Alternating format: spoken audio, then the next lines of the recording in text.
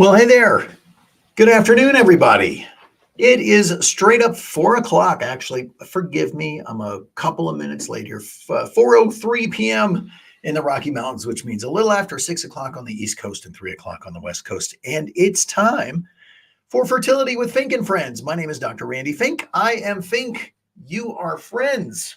And I am talking to you live from Colorado Springs, beautiful, scenic CNY Fertility in Colorado Springs, where we make all kinds of magic happen. Good to see everybody. My first special guest here was none other than the lovely and talented Angela Fox from up in the great state of Wisconsin. Hello, my friend. Nice to see you. And Leah Schmink. Hello, Emily Wallace and Roxy B22. We've got Blake.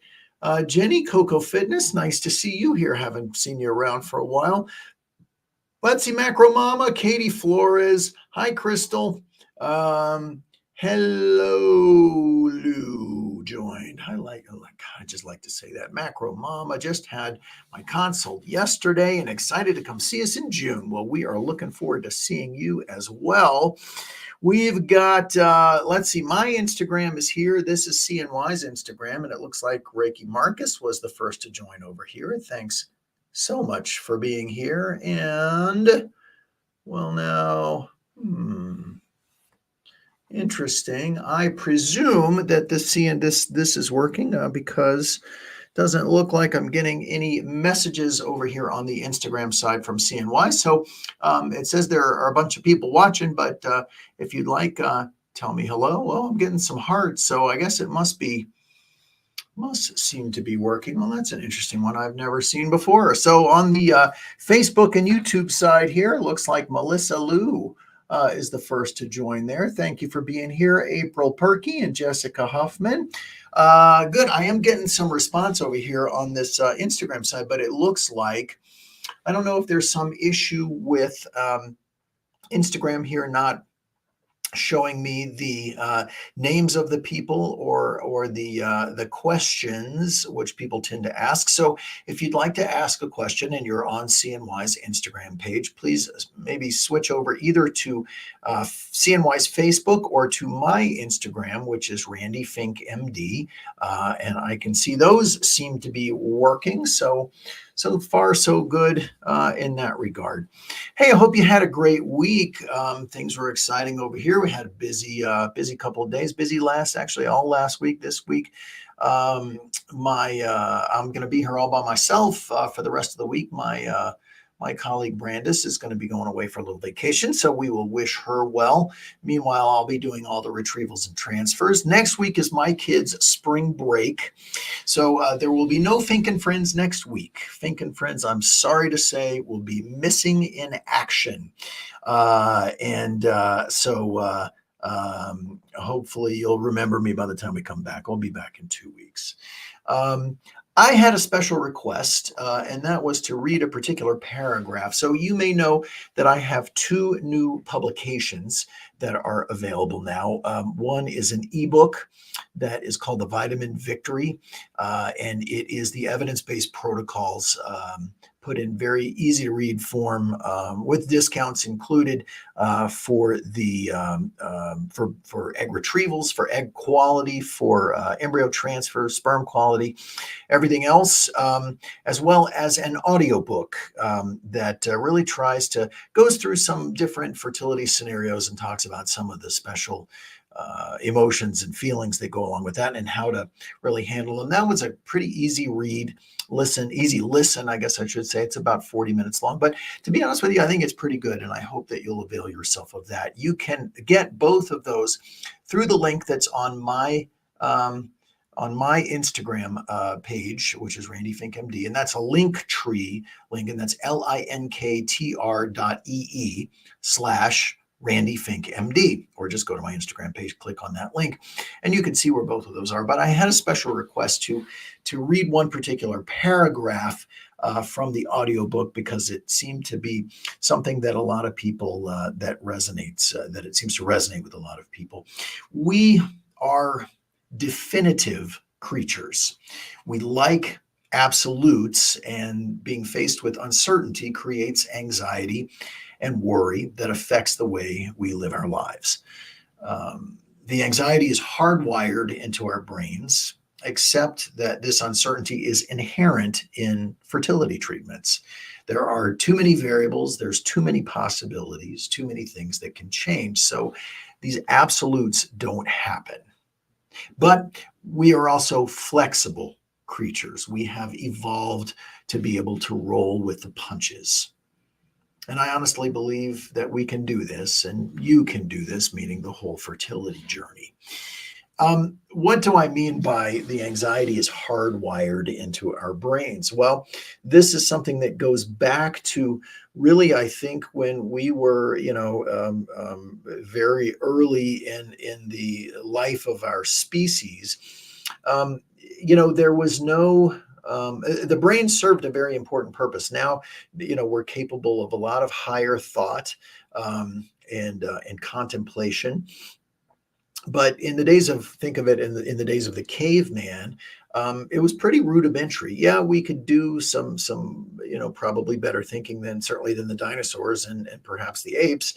But there was no meandering lazily through the meadow and smelling the flowers.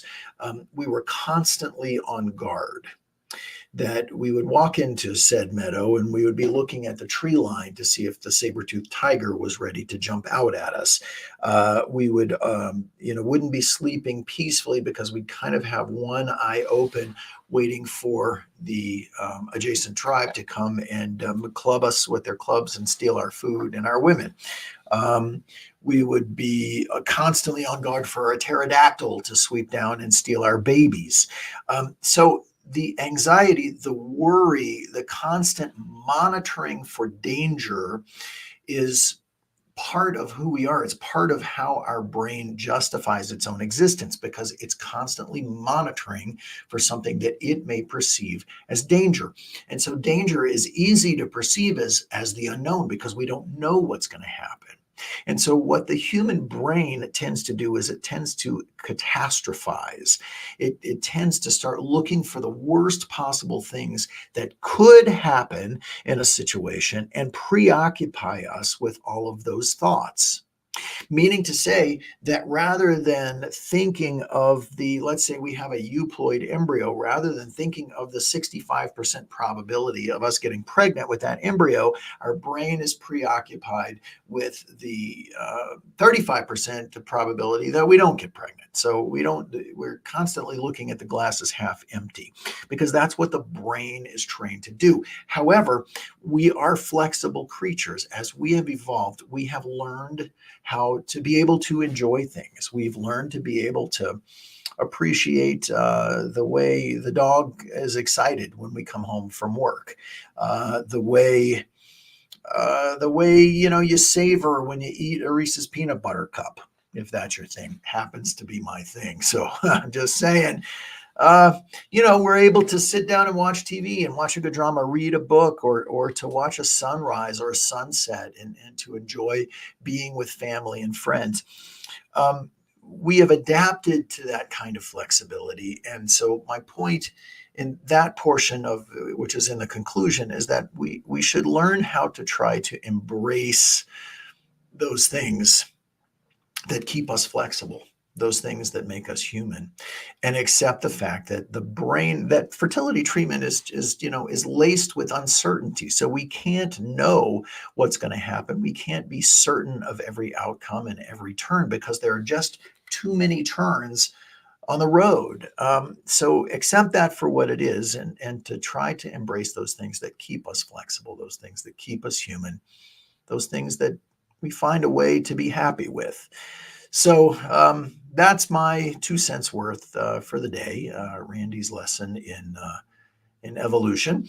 And so let's see if we can't get to some questions here. By the way, once again, if you're watching on the CNY Instagram, it looks like for some reason I can't see the questions or see the names of the people who are joining. So if you have a question for me, please do so either through CNY's Facebook page or through my own Instagram page, and that is Randy Fink, MD. What else we got here? We said hi to Macro Mama, hi to Ruzy Blue from Las Vegas. Leah says, how does lack of lactobacillus bacteria impact embryo transfers? I have zero. How should I use the vaginal probiotics? Okay, so Leah, what you did there was that you did an Emma and an Alice test, right? The Emma and Alice test is designed to test the inside of the uterus as well as the vagina to see what kind of bacteria are present or, as the case may be, not present. Well, you ask a bit of a contentious, you raise a contentious issue there because that test, one of the things that it shows is some different vaginal pathogens, different things that may be overgrowths of some of the normal bacteria. And it also comments upon the normal bacterial makeup of the vagina. The vagina is a bacteria-rich place. It's supposed to be. We know that that's what it's supposed to do, just like every mucous membrane in the body, the mouth, the rectum, the ears, every place that we can go, there's bacteria. Well, there's a normal group of bacteria, which we call the normal flora, that makes up what is normal inside the vagina. That group of bacteria is called the lactobacillus. Lactobacillus feed on dead skin cells. So just like if we took the toothpick and scraped the inside of our mouths and looked at that under the microscope, we would see that we're sloughing off that skin inside from the inside of the mouth. Same thing is happening inside the vagina. That is a normal fact. That's a normal part of our skin. In fact, even I could sit here and do like this, and eventually you'll start to see skin flake off. I'm wearing black, so you're going to see it kind of get all over me here. That's part of the normal human condition. But that the bacteria of the vagina, the lactobacillus, feed on that. They feed on that those sloughed off epithelial cells. And and what do? They produce, as a byproduct of that, they produce hydrogen peroxide. Now, you know hydrogen peroxide because you can pour it on some blood and it'll foam up. Or if you have a canker sore, you kind of put it on that and you see it kind of start to foam up. It's very gratifying, in fact, to see. So it's not the same kind of strength of hydrogen peroxide that's going to be foaming inside of you, but that hydrogen peroxide is how we maintain the normal pH balance or the normal acid-base situation inside the vagina. And when that balance gets knocked off kilter, it allows some opportunistic type bacteria to grow there. That's what causes what's known as bacterial vaginosis. Bacterial vaginosis is the most common vaginal problem that women have. And it occurs when one of the normal bacteria that live in the vagina overgrows the other ones, causes you to have a particular discharge that is usually associated with a particular odor. It's kind of a very strong fishy odor. Discharge with odor, especially that is worse after sexual intercourse, is typically bacterial vaginosis. Notice it's not an itis, bacterial vaginitis, it's a bacterial vaginosis. So it's an overgrowth. It's not really an infection per se. It's just an imbalance of the normal chemical makeup of the vagina that results in things not being normal. How much is that related to fertility concerns? Well, it's an extrapolation to say that it's related to fertility concerns. The fact that the Emma and Alice test look for that is not necessarily a fully evidence-based thing to say that's something that's keeping you from having an unsuccessful transfer or potentially even from getting pregnant. Now, we know for folks that are going to be having vaginal surgery, for instance, that when there is the presence of bacterial vaginosis, this can increase the risk for postoperative infection.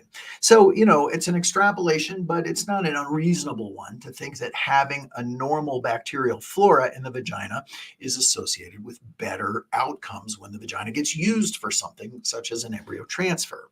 Problem is, there's just not a ton of data on it. So the test looks for it for better or for worse. They charge for it for better or worse.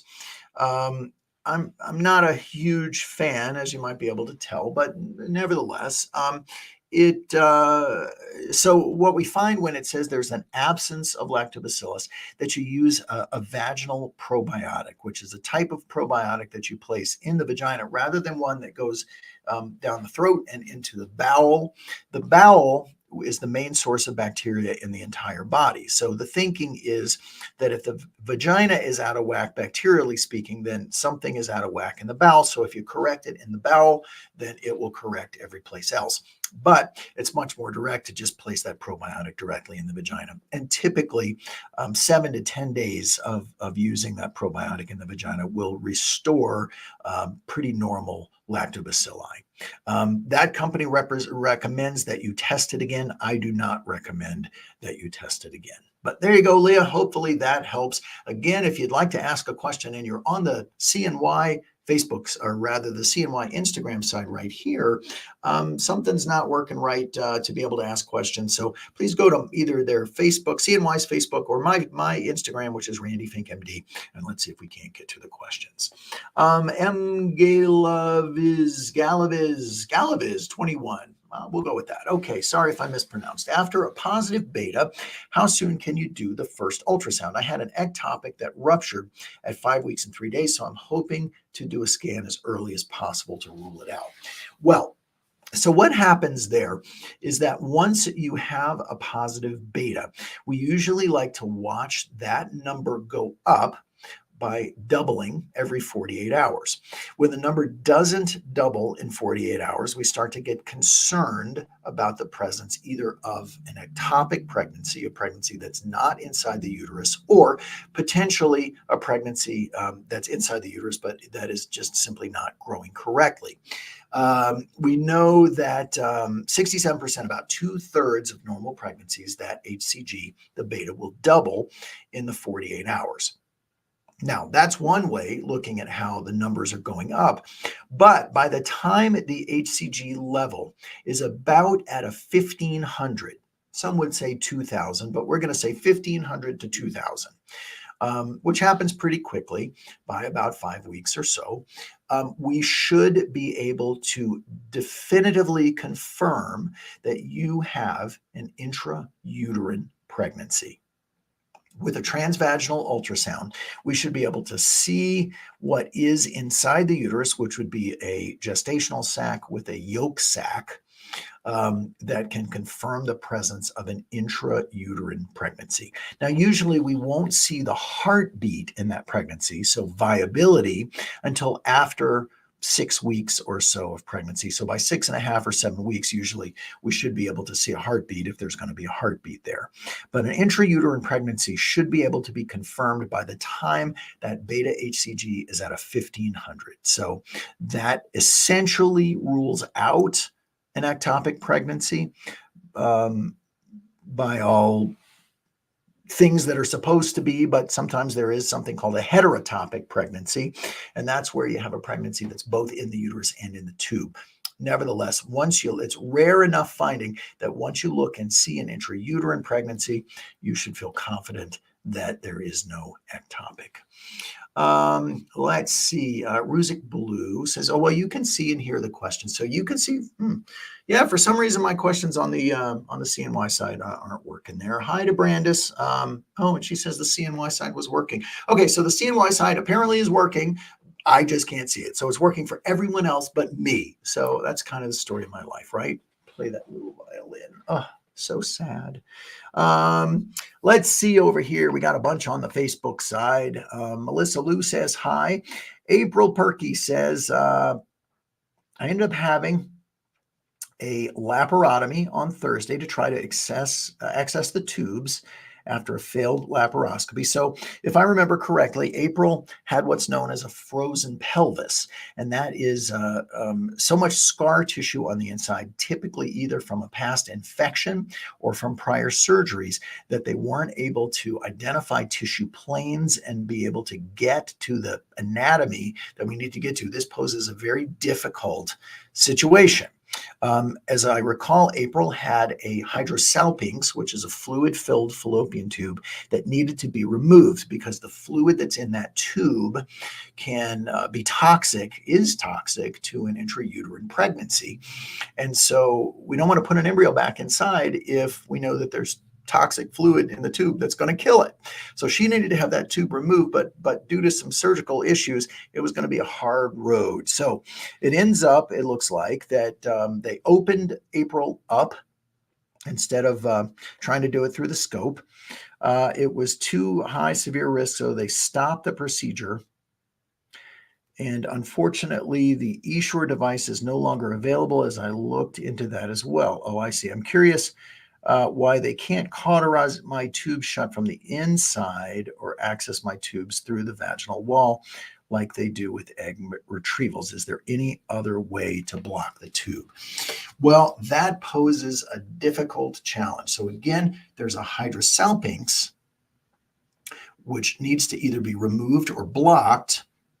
In the olden days, we could place an eSure device, which is a coil that goes inside the tube that causes some scar tissue to form around it so that that tube would then be blocked. Unfortunately, it's not available anymore, which is unfortunate because in the right hands, an eSure was really a very good procedure. So what else can be done there? There aren't any recognized procedures. So you'd be doing something that's kind of considered to be off-label. Could you try to cauterize from the inside the opening to the fallopian tube? Yeah, you could. I just don't think there's necessarily any data on how long that takes to seal shut, or the success rate with that.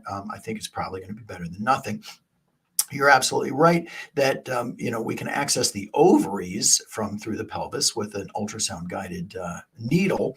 Why can't we do something with a tube? Well, I think it may be too imprecise to be able to get some kind of blockage on the tube at just the right place. And I don't think that there's a device that has ever been developed that can be placed through the vaginal wall to get there. So I think your best bet there is probably going to end up being doing it from inside the uterine cavity. Although again, it's a little bit of some guesstimation as to how long that would take to work and how much cautery, how much power is necessary in order to get there. But very good question.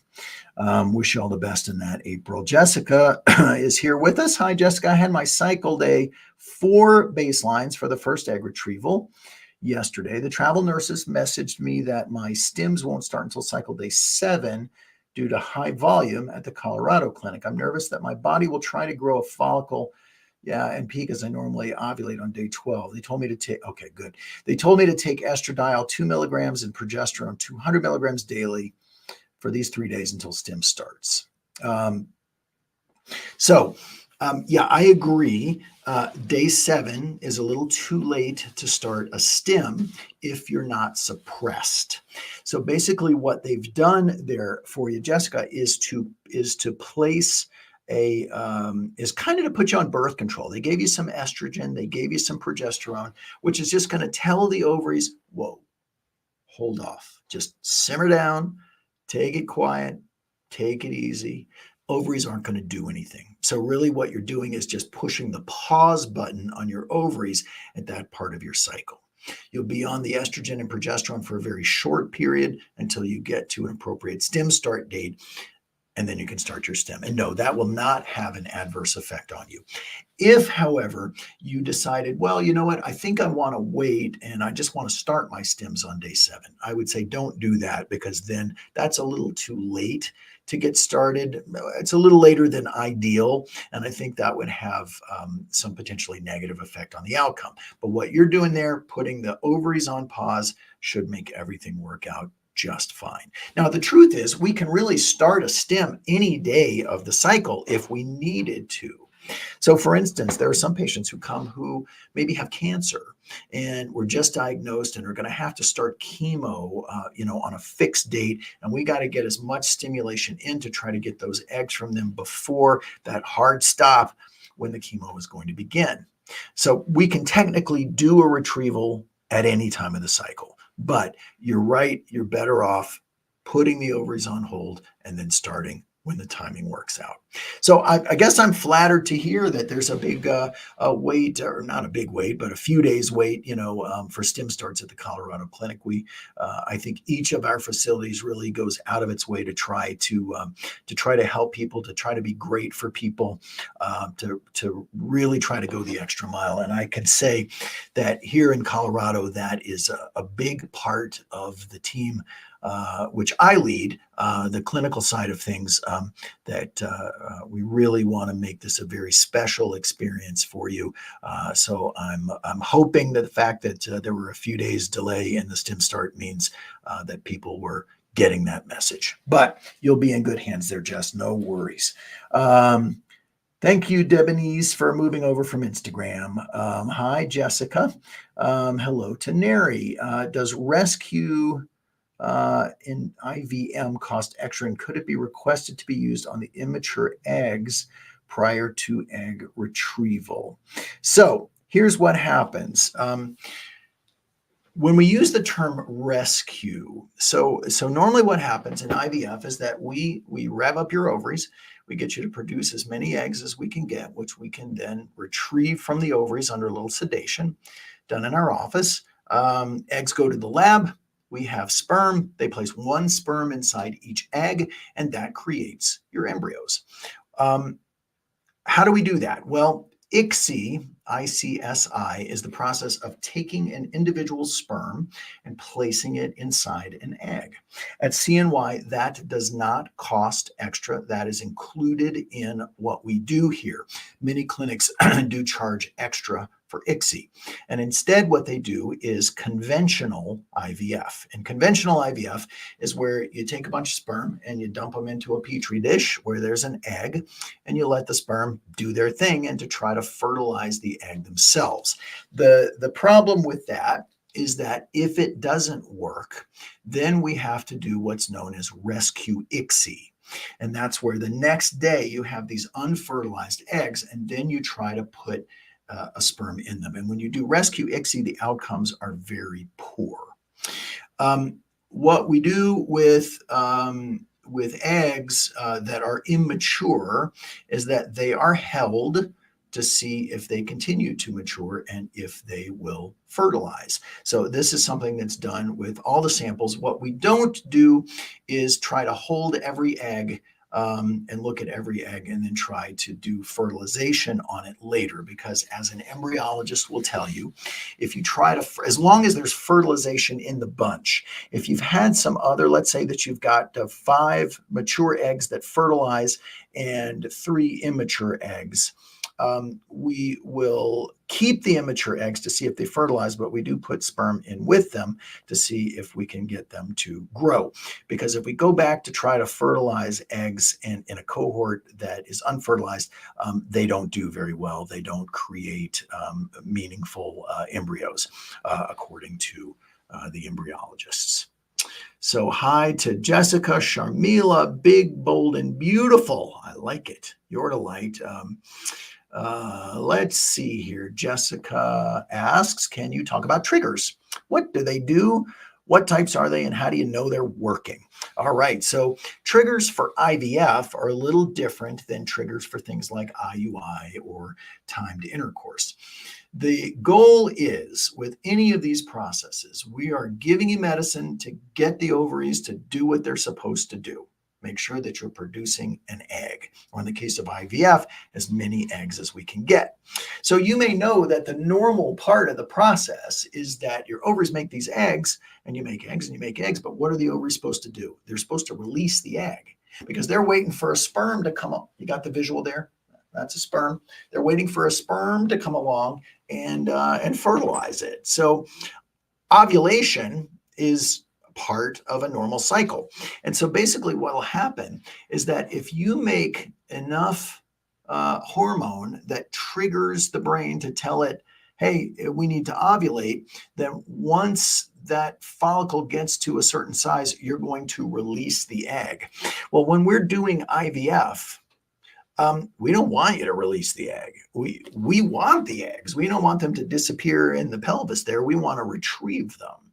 So the process is we're giving you what's a medication that's called an antagonist. And the antagonist is your Cetrotide, it's your Ganirelix, or it's your Provera.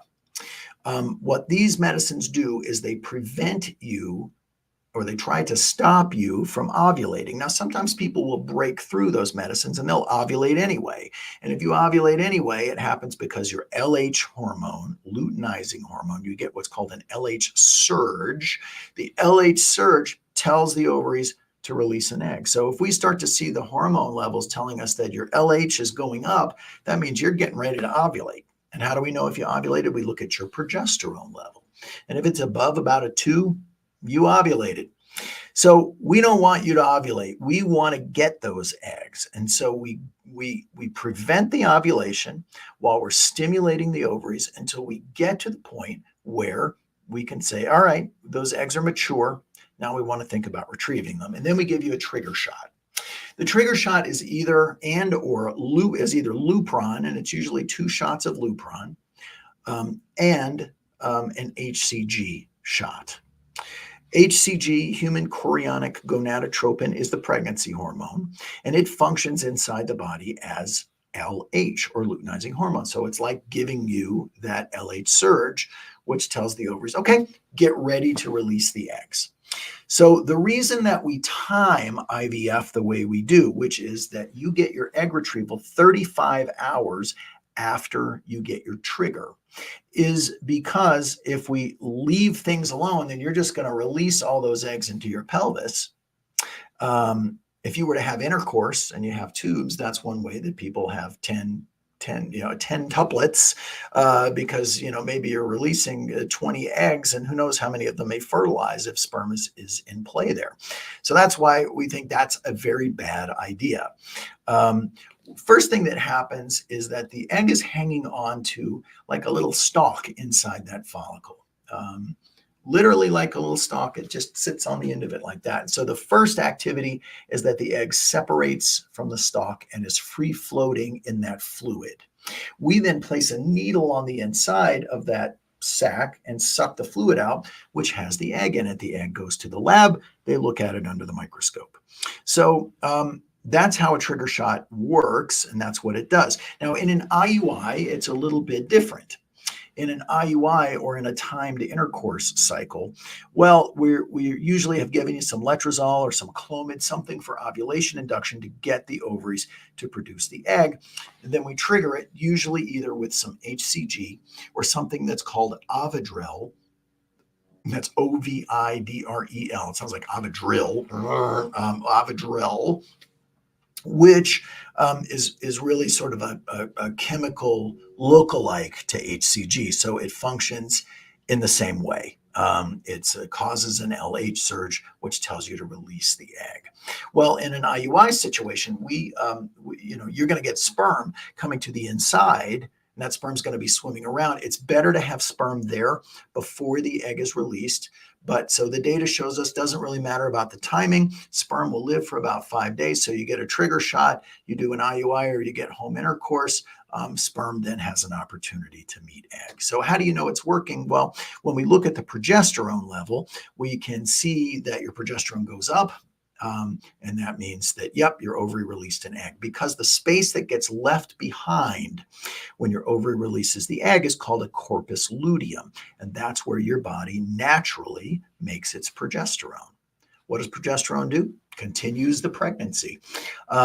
So that's kind of how that process works there. Let's see. It looks like His Queen is here. Oh, His Queen Loving Me Keith. That's a great name on the Facebook side. Is it more money to have 2 embryos implanted for twins? No. The number of embryos you place back, cost is for an embryo transfer, not for the number of embryos. But I will tell you that we do not want you to have twins. There are many people who want twins, and yeah, it seems like it's an endearing idea to have twins, but But the risks that go along with multiple gestations are significantly higher than that for a singleton. So our goal is to get you one healthy baby at a time. If you want twins, you can put back two sometimes. But that's never going to be our goal to try to get you twins. We're never going to be counseling you on all the things that you can do to try to get multiples. That would be unethical and not what we're after. However, we generally do not turn people away who want to transfer more than one embryo outside of guidelines. There is just there's a consent form that you have to sign that indicates that you are aware of each of the little items on it about what the specific risks are of the multiple gestation. So we don't turn you away for that. Taisha asks, scar tissue question. I had my first successful transfer last October. My miracle baby will be 9 months soon. Woohoo! Congratulations. That's awesome. God, we love those stories. I'm interested in another transfer in 9 months. My concern is I have a lot of scar tissue, particularly connected to my intestines. This was not a problem during pregnancy, only my C-section. What can I do to better prepare knowing that I have a significant amount of scar tissue? Well, unfortunately, there's really not a lot you can do about scar tissue. So at the time of surgery, there are things called adhesion barriers that can be placed inside the uterus, inside the pelvis, usually on top of the uterine scar, and sometimes over the tubes or the ovaries, depending on kind of what we're doing. And at the time of a C-section, we usually place it over the area of the C-section scar to prevent scar tissue being around, being a big deal, something that would impact a repeat C-section. But other than that, unfortunately, there's really, people will try to have surgery to correct scar tissue, but guess what surgery does? It just creates more scar tissue. So there's not really good choices when it comes to that situation, my friend. And fortunately, an egg retrieval should not impact scar tissue. Being pregnant should not impact scar tissue. And a C-section, when a lot of scar tissue, that's something that we're all trained in. We're all used to it.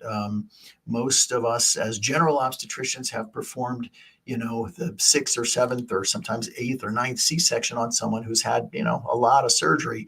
And so we're accustomed to any sort of surgeon is accustomed to dealing with scar tissue. We just have to be very, very careful. Hi to Sharmila. I am planning my cycle in the month of June. Meanwhile, can I take the HPV vaccine? Yes, you certainly can. The HPV vaccine is considered safe. Looks like Dr. Sanaya, where do you work? Which fertility clinic? So I am at CNY Fertility in Colorado Springs. You may know that we also have CNY Fertility in Syracuse, Buffalo, Albany, Sarasota. We have monitoring centers in Atlanta and Norfolk, Virginia. I believe also Philadelphia is considered a CNY monitoring center, and a monitoring center in Rochester. But I'm in Colorado Springs. I think it's a lovely place to visit, so please keep us on your list. A special shout out to Barbara, or BJ Ladybug, wonderful medical assistant at the Miami Center of Excellence, which is a wonderful place to monitor if you're in South Florida doing IVF. Little drive up the road to Sarasota for your retrieval, and save yourself about $20,000 instead of getting your IVF procedure done in Miami. Hi, Barbara. Let's see.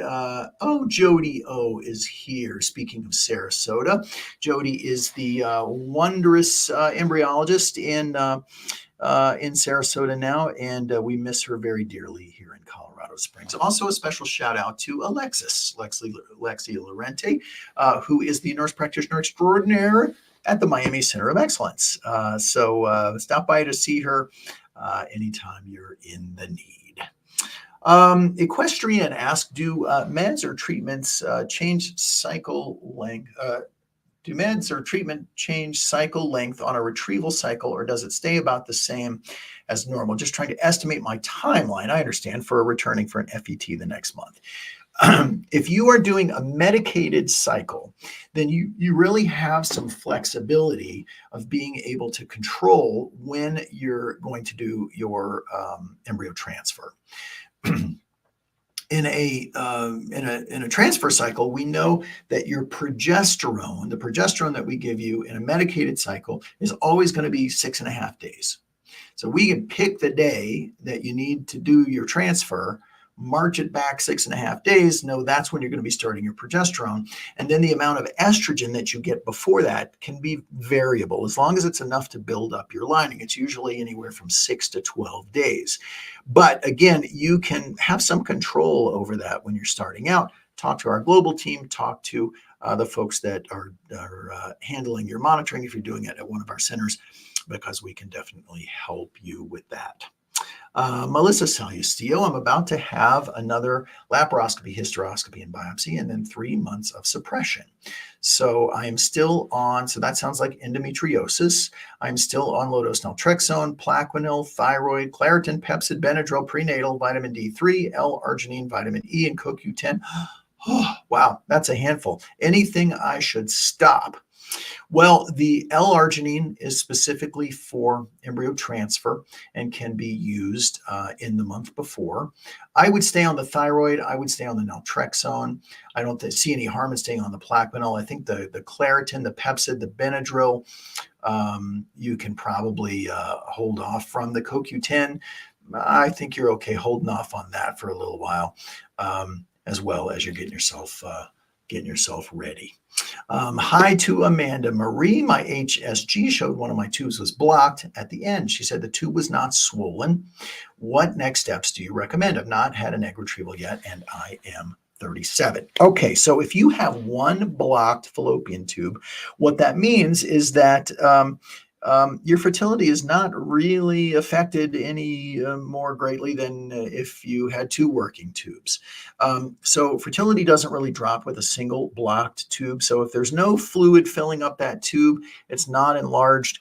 Your options are you could do really any fertility treatment that you would like. You could do an IUI, you could do timed intercourse, but of course your most effective treatment is going to be IVF, which will have the highest chance of pregnancy and the shortest length of time to get there. But really all options are open to you. And Amanda, I don't know anything about the rest of your story, if there's any other factors that may change or guide you onto what would be the best choice.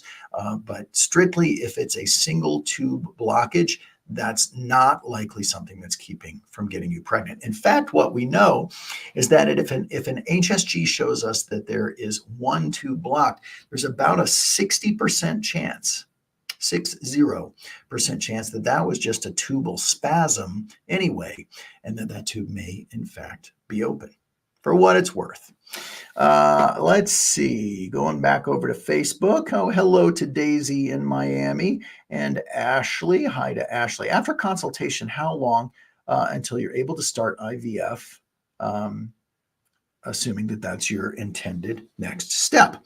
Well, if once you do your consultation and you do your testing, so we initially consider that the diagnostic month, it takes a little bit of time for the wheels to turn for the team, finance and global and everybody else to kind of catch up with you and get everything plugged in for monitoring and so forth. But in theory, by the time you get your next period, so typically a month later, you ought to be able to start doing IVF. The process, it takes a lot longer to get the appointment. Once you have the appointment and you're over the fence, it takes a few months to get an appointment. And that's due to our pricing structure. It's just, it's highly in demand. It's the same care that you get for $25,000 for a cycle of IVF. So, but once you're over that fence, you can proceed pretty quickly the next month, generally, I would say. Christine Russo said the first transfer ended in a miscarriage at 9 weeks. Oh, I'm so sorry to hear that. And the last 3 transfers have failed. 2 were medicated. The last was modified natural. These were all euploid transfers. Is there any additional medication or testing you would recommend? Still optimistic, but would love input. Well, I'm glad to hear your optimism, Christine. So what you're saying is that, so you got pregnant there, and that miscarriage at 9 weeks is really a heartbreak. There is some testing I would do under this circumstance. So if these were all euploid embryos, so these were all chromosomally normal embryos. And what that means is that your first chromosomally normal embryo gives you a 65% probability of pregnancy. Okay?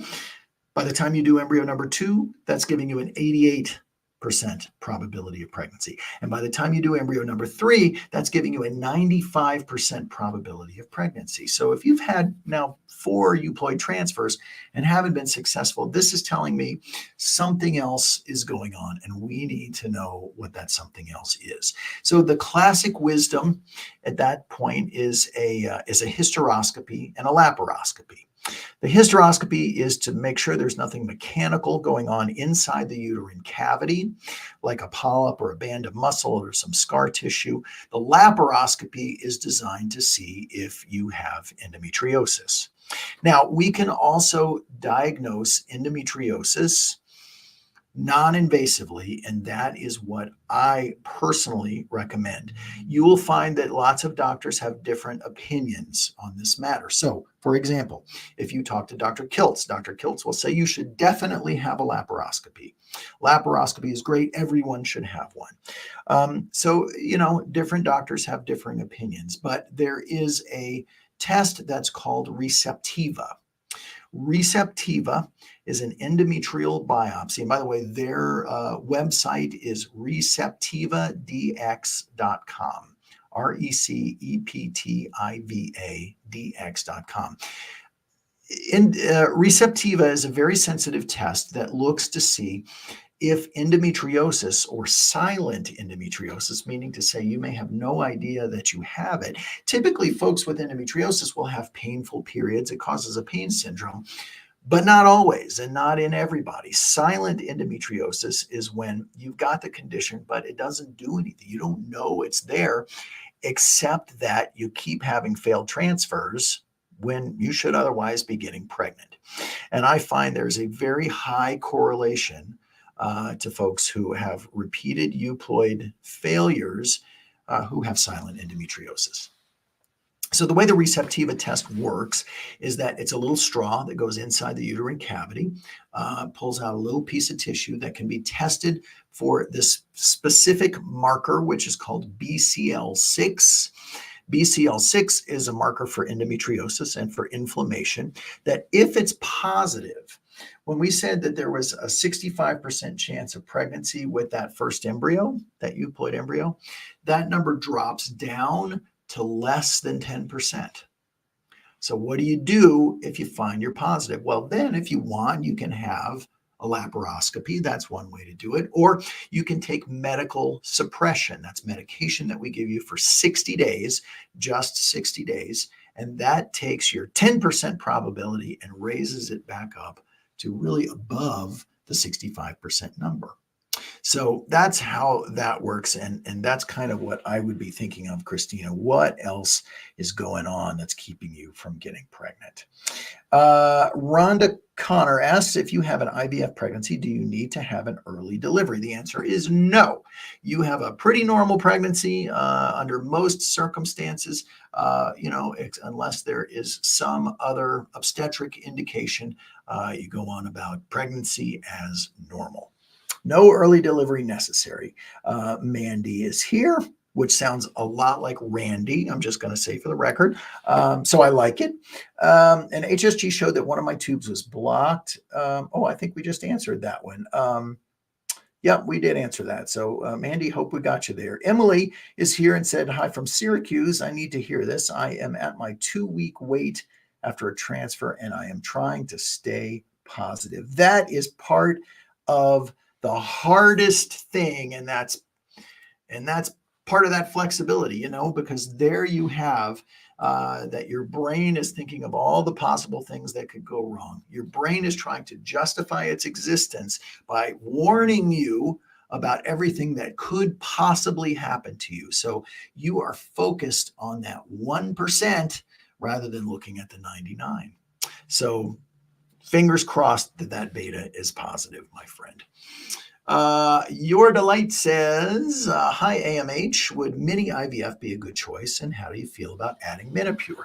The higher your AMH is, the lower we would like for your stimulation protocol to be. So a mini stim may be appropriate for you, depending on where that number lies. By the way, tomorrow's Instagram reel for me that I'll put on both CNY and my own will be talking about AMH for that very fact. How do I feel about Menopur? I think Menopur is a great drug.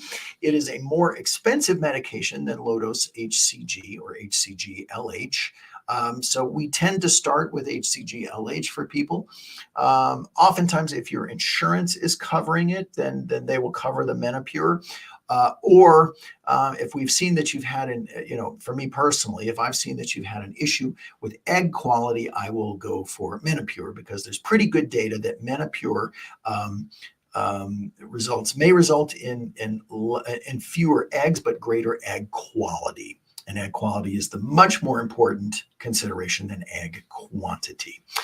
We've got about 10 minutes left here at Fink and Friends. I'm glad to see everybody from Colorado, or I'm in Colorado Springs, live from Colorado Springs. I'm glad to see everybody here with me tonight. So let's see if we get some more questions. If you're on the CNY side, again, unfortunately, it's not showing me who's joined or what those questions are. So please hop over to my Instagram, Randy Fink MD, if you want to get a question in, or to CNY's Facebook page. Crystal says, just had baseline yesterday. I started my medications today. When should I start taking the L-arginine? It's good for an FET. Yes, it is. Start it right now. Ideally, you're on it in the month before your FET, but I wouldn't stop your FET. I mean, I wouldn't cancel it just so that you can take arginine, but get on it right now. It improves blood flow going to the endometrium. A special hi to Nikki Jones Fit. It was nice to talk to you yesterday. Good to see you here. Shabnam TKS doing my transfer next month. Any supplements recommended? There is a specific supplement protocol that is evidence-based for embryo transfer. And I will point out again here, if you go to Linktree, my Linktree, which is linktr.ee/Randy Fink MD. That's the same email, or that's the same website that's on my Randy Fink MD Instagram. So if you forget it, just go there, click on the link there. You can get the ebook that I wrote on those supplements with those protocols. But nevertheless, I will tell you what they are. It's public information. It's a prenatal vitamin. It's CoQ10. It's vitamin D. It's vitamin E. And it's L-arginine. That is the evidence-based protocol for embryo transfer. So I would strongly encourage you be on those meds. Shanty Dib says, I am 9 weeks now and would like to stop with the Neupogen. I don't want to wait until 12 weeks. What are your thoughts? I think it's fine to stop your Neupogen now. So you are on a level 3 immune protocol, and Neupogen is one of the medications there that helps to rev up your immune system to prevent having, it actually increases your white blood cell count is how that works. But if you're ready to be done with it, you don't need to taper. You are fine to discontinue it. Hey to Away Goes Paige, we haven't seen you for a while, and also to Jody Hoffman, who was supposed to be visiting with us in our office today, but decided not to, or yesterday, I think. Hello to Zenaida, nice to see you. Good afternoon or evening, as the case may be.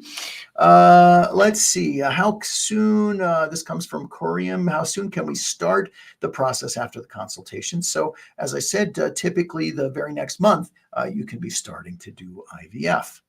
Lindsay asked, I wanted to say that we couldn't be more happy with the service we've received. Oh, God, this is wonderful. Thank you. And we had our transfer on the 18th of our sweet baby boy. So happy and excited for the future. Thank you, Dr. Fink and staff. Well, thank you, Lindsay, for saying such positive words. They are very helpful for all of us. Let's see, Mrs. Greek Barbie says, what would your thoughts be after 3 miscarriages of PGT normal embryos, hysteroscopy done, embryo or endo excision done and no endometritis. Okay, so there again, we've got someone who 3 miscarriages. So this is a recurrent pregnancy loss. This is not a situation of recurrent implantation failure. So there is a workup that we would do for that. There's a panel that's called the recurrent pregnancy loss panel. And that's what I would encourage you to do, Greek Barbie. We would want to look and see if there's anything inside your body that's causing you to have to make tiny little blood clots in the blood vessels that are supplying the placenta and thus resulting in the pregnancy ending early or miscarrying. We would also want to check some things in your genetics and in your partner's genetics. That's called a karyotype. And that looks to see, even though your embryos were chromosomally normal, it looks to see if you have something that's called a translocation. And a translocation in your genes is something that would not necessarily be picked up on your PGT testing unless we were specifically looking for it. And that's something that's called, it's a different type of PGT. A PGTR is what that's called. So translocation is literally what it sounds like. When one piece of genetic material sort of switches place with another, it's translocating, and that can result in recurrent pregnancy loss. So these are things that we would definitely want to look for. Would it be too early to be nauseous 7 days post-transfer? Nausea and vomiting of pregnancy is typically something that begins around 6 weeks of pregnancy and usually ends by about 12 weeks of pregnancy. So, really honestly, breast tenderness is likely the first sign of pregnancy. Doesn't happen in everyone, but from a pregnancy standpoint, I would say nausea that early is not likely to be due to pregnancy-related hormones. Is it possible? Absolutely, it's possible. Let's see. Could you please explain? This comes from JM Dots. Please explain the pros and cons of coital frequency. Okay. I think what you mean by that is how often do you need to have sex in order to get pregnant? Well, we know that sperm will live for about 5 days inside the vagina. They hang out for a long time. So really honestly, so what we would normally tell people is that intercourse every other day during the fertile window has about an 85% probability of getting a normal couple pregnant within 1 year. So we're calling that appropriately timed intercourse. Now, when you have to have sex every day for procreation-related purposes, it starts to get more difficult. There starts to be performance anxiety on everybody's part. You may be tired. You may not feel like it. You may be looking at the calendar saying, get over here, we have to have sex. And you say, oh God, as much as I love to have sex, I don't want to have to do it because I'm being told I have to do it, So it does affect people. With more frequent ejaculation, your sperm count does go down. However, the sperm quality goes up. And that has to do with something called DNA fragmentation. There's less DNA fragmentation with the later sperm that come out. So, the pros are, well, it may be enjoyable. It may increase intimacy. If there's an issue with sperm count, you may be getting more sperm available there. The cons are, it just creates stress, it's hard to have to do things of a personal, intimate nature on the calendar, when you're told you have to. So I hope that was the question that you were asking there. Lindangwin, I think that says, if I had an HSG and a sonohystogram done in December 22, do I need to do it again? Well, I would say the saline sono, we do want to evaluate the uterine cavity at least once a year. So I would definitely do that again. If you're doing IVF, in my opinion, an HSG is not necessary to do again because we don't need your fallopian tubes. We will bypass the fallopian tubes by doing IVF. And you really, honestly, if you're doing things like IUI or timed intercourse, and we know that the tubes were open a year and a few months ago, then I don't think you need to do an HSG again. It's our least favorite test to do in the fertility world. The HSG is just uncomfortable. People don't like it. Got a couple of minutes left here. Let's see what we can do. Ludi asks, what IVF package do you recommend if you only have one fallopian tube? That shouldn't matter. The number of tubes that you have available doesn't change what we would do with IVF dosing. And Frida asks, for older women, some doctors argue that LH is not needed, so they prefer protocols with FSH only. What are your thoughts? How about protocols which add Menopur or low-dose CG at the end of stems when antagonist is added? It's true that if you have a higher FSH and LH, that you may not need as much LH. So Menopur alone has actually been well studied in that cohort, and it's kind of a combination of both FSH and LH. I'm not a fan of adding it in at the end. I kind of feel like if you're going to get it, a low dose of LH is going to continue to support the growth of those follicles and will probably do you just as well. Having, you don't need huge doses of LH. And in fact, many women, let's say also with PCOS, will say don't need to use LH at all. So really kind of depends on individual decision-making there on that one. My friends, it looks like we are going to be about out of time here for this Tuesday. And I say, like every Tuesday, we're here at Fertility with Fink and Friends, but not next Tuesday. It's the kids' spring break, so we're going to take a little vacation there. Hopefully, you will remember me in 2 fun-filled weeks and be back. Please take a look at my link tree. It's linktr.ee/RandyFinkMD. A couple of really nice, an ebook on the supplements, and an audiobook on just some stories of hope. And I hope that all of those things will resonate you. Kindness, love, these are the ways that we should live our lives, because there's just not enough of it in this world. And every day should be filled with hope, because tomorrow is indeed a new day. Like the sign behind me says, it's backwards for some of you, but hopefully you can see it. Fertility is not your novel. It's not your book. It is merely a chapter. And what we're here to do, God willing, is to rewrite it. Thanks so much for being here, as always. So until next time, God bless and good night.